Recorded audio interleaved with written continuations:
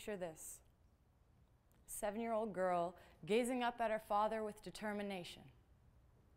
Daddy, I'm going to be a hero one day. I'm going to stand tall and strong like a dinosaur with little hands and a big body. Scratch that. I'm going to be quick and agile like a ninja turtle and watch as my cholesterol skyrockets with all that pizza. Scratch that. I'm going to be as determined as Wile E. Coyote and always get caught with a stick of dynamite in my hand. Scratch that. No, retract that. I like the idea of dynamite. I'll be explosive. I'll be brighter than the sun and wiser than the trees. But I don't want any of this princess stuff. See, I was never comfortable with the idea of animals following me. I'll make thunder boom with laughter and scare the monsters from under my bed. I'll be so smart, I'll mess around with math's head, and all the while find some way to keep the people fed. And should there be a zombie apocalypse, no one has to worry. I'll take the world to a Walmart somewhere in the States. I have the whole thing planned out. We'll block up the doors with crates, saying, "Hasta la vista," as the zombies stare at their fate. I'll write the jungle a new book, make Peter Pan have a nice Captain Hook.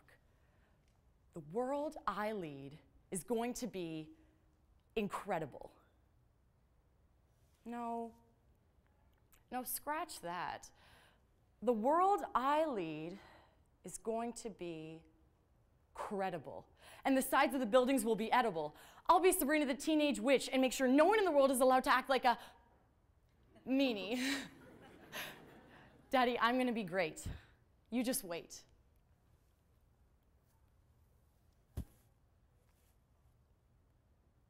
Picture this. A boy staring out his window as his father tells him everything will be all right. But he looked outside and that photo said enough. Rough. That pretty much summed it up. Brushed off his father's hand because it wasn't a familiar touch, and he didn't see family as a familiar crutch. Extremists screaming in the name of God. Chaos erupting. And the boy cringed at their wrongdoings. He left with a disgusting sense of home. And he wishes he didn't, but this was one big crash. His eyes couldn't peel away. So the plane did it for him. Picture this. A girl begging for her parents' recognition. They were too busy to look outside, so she decided to hide, cloaking herself in the media and the makeup, hoping that this extremity would give her parents a wake-up call home. And it's too late. She lost herself in the inevitable fate. She took too long to find them.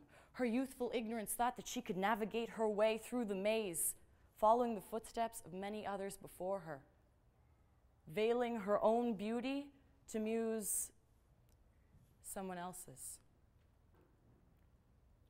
Picture this. A man and his mother. The beats of a heart monitor setting tone to his mood.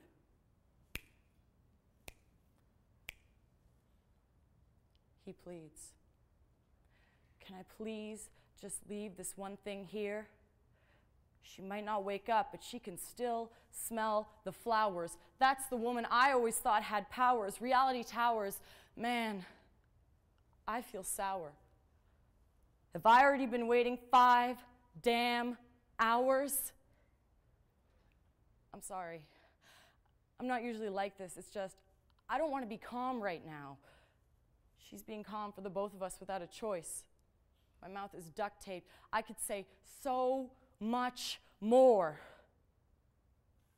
But she taught me better than that. Too bad getting ahead wasn't a part of the plan. Trying to chase away the evil, she was a religious fan, but I'm not a religious man. Understand? I'm just trying to keep her alive. Leave the door closed. I want to be alone. Trying to make each moment last, treating each moment like it's her last. Now my mind keeps flickering to our relationship in the past, at those moments where I left her shocked and alone. Couldn't stand up for much when Pops was home. I was young then, but now I'm grown. And you're sick, and the nurse is tired. My hands are tied. I wish I could do more. Such a sad sight. But I can look at you straight. Picture this. One boy off the plane into a new world. One girl off on the road with no looking back. One man brought to tears by his youth's lack of courage.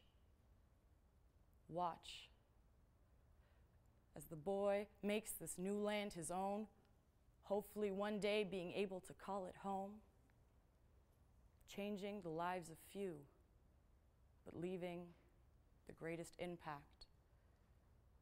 Watch as the man picks his ego off the floor, piece by piece, gaining peace of mind as he treks home in anguish and strife. He's going to try and change the system that took his mother's life. Watch as the girl realizes her own lack of self. Now she's going to spread the message of personal health. Her self-actualization will change the lives of few, but leave the greatest impact. That was my poem, Credible World. To some extent, I'm that 7-year-old girl. My father was that boy, and the man and mother were inspired by a series of hospital experiences that happened to my family in Dublin. Now, when I write poems, I like to bring my inspirations from things that I can relate to or have some relation to. Stepping back, I see that I have a whole library of experiences to choose from, and that's what inspired this poem. I noticed that when we're young, our minds are filled with endless possibilities. The idea of not being able to do something is not a frequent roadblock in a child's imagination. But as we age, knowledge becomes an enemy to creative imagination, and we understand that we can't do everything. But what we should realize is that we can still accomplish a lot. Hindrances to those realizations can vary anywhere from a chaotic society to a corrupt system. In 3 of the 4 stories, people and things that were supposed to represent hope were discouragingly absent. A holy book taken out of context and now used to spread words of hate. Parents that were supposed to represent a brighter future, leaving their daughter to fend for herself. And a man's hope for the survival that represents a hospital diminished because he realized the holes in that system. Now, this isn't to say that we've run our world into the ground. No, not at all. But rather to say that when there's room for improvement, there's room for positive change. And so, instead of spreading ourselves thin with the daunting idea of trying to do absolutely everything, we could change the goal to changing the lives of few, but leaving the greatest impact. Thank you.